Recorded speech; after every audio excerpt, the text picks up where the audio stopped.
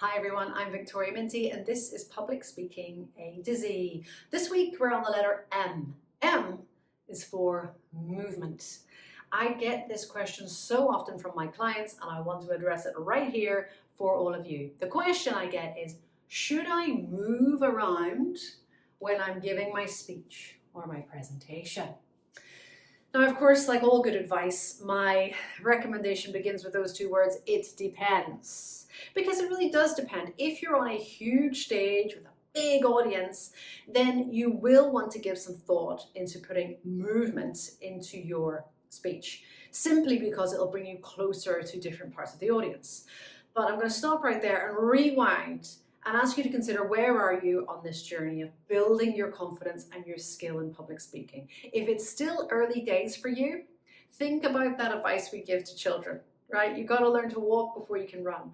So applying that to yourself, you've got to learn to stand still confidently, to have that open gesture, to have that elevated posture, and to provide the center of gravity for your audience, right? You want to be that focal point where they can place their attention, where they can really engage with what you're saying. What we don't want to do, especially if you're in the early stages of building your skills, we do not want to drift around in continuous motion, because that gives them nowhere to put their attention. And what's going to happen? They're going to drift off.